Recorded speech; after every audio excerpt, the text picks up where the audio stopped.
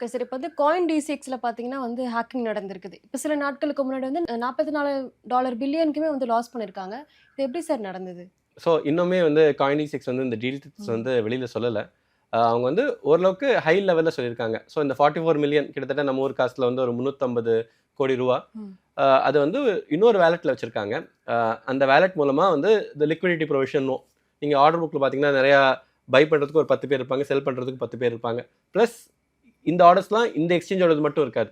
மத்த எக்ஸ்சேஞ்ச்ல இருந்தும் இங்க வந்து பூல் ஆயிருக்கும். ரைட்?